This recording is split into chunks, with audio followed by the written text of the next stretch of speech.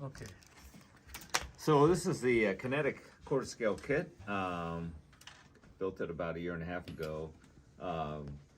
The aftermarket things that I used are the decals and the cockpit, only because, you know, I mean, it's such a large cockpit. I thought, well, I need to get an aftermarket resin kit, and it was an Aries kit, and it fit beautifully, and comes with the ejection seats. How much did that run you?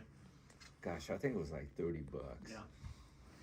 Yeah, on eBay, I think it was. And the kit itself is a great kit, but I don't know how many of you have made Kinetic kits before, but you know, you have to really be careful because it's all drawings, really technical drawings, but sometimes the small parts where they go is not entirely clear. Yep. So I had to use a lot of reference material to see, you know, where the small parts went.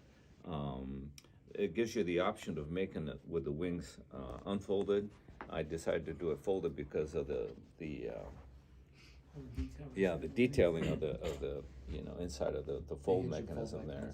Yeah, and it looks complicated, but in actuality, once you study it, completed models and other sources, it's really a simple way of getting it together. And once you put it together, it's great, you know. And you've got the braces on there too that keep it out there, so it's really solid. Nothing says maybe plain like folded wings. Yeah. Honest to God, I think they're the coolest concept. Yeah, it is. It's amazing. Plus, it gives you more space on your model stack. sure. You know. But I like the Dragon. The zappers is what they call this unit, and they don't have to fold the wings off the Enterprise. Yeah. And I like the 3-tone gray coloring, so that's what I did. The only aftermarket thing other than the decals is the remove before flight, and of course the cockpit that I just said. Now this airplane, you know, the tough part was the canopies. All two canopies come in two sections, which, you know, you have to put together along the top seam line there. So you have to be careful with that and kind of fill in the little, you know, the inevitable line that shows there, because in the real airplane it doesn't show. And then the other thing was that the canopy comes clear, and the EA-6, because of its radiation, you know, stuff, that it's got a specially impregnated canopy, not the front windshield, but the canopy itself is impregnated with gold, layers of gold, whatever they use. Yeah, right. So they can protect it, you know, from radiation. Yep. So how did you tint it with what, Tamiya? So no, what was that question? The tint. Oh, yeah. So the tinting, I looked, you know, did a lot of research on it, and I think it was on Brit Modeler's site, but the guy recommended using this water soluble color. It's called Quin. What's it? Quin. It's some, yeah, I don't know how. I had the camera in the way. You can, you know, it's really expensive, so I just bought a little tin of it, which wasn't very much at all, off of some website, and I mixed it with Future, and you can actually brush it on in Future, you know, layers out without any kind of wrinkling. So that's what I did.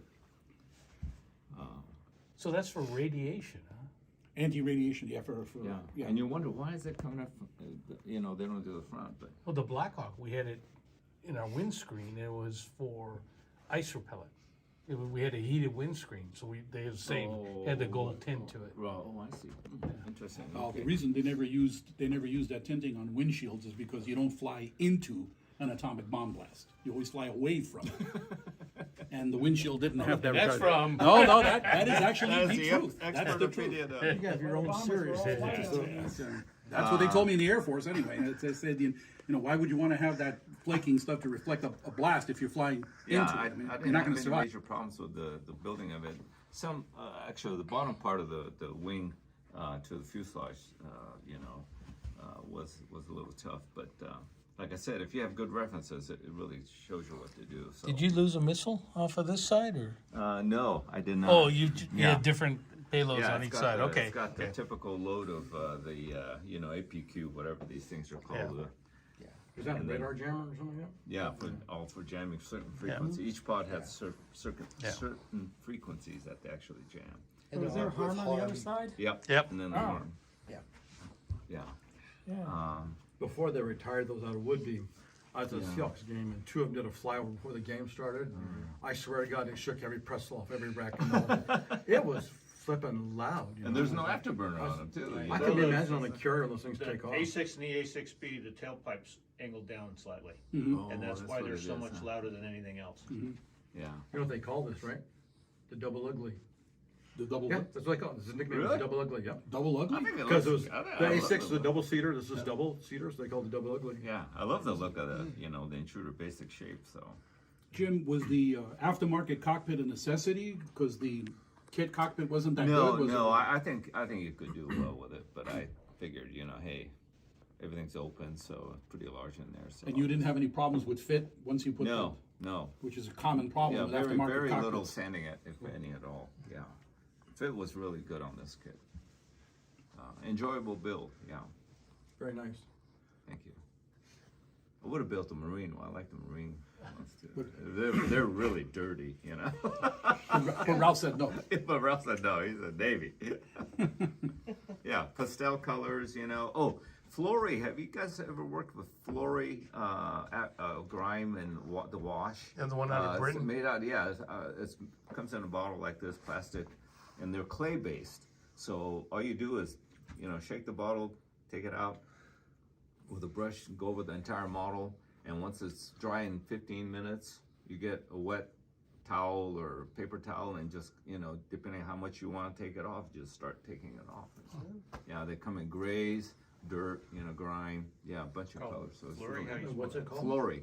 Made by models. Flory. Look up website Flory, Flory. Yep. Yeah. He has a YouTube.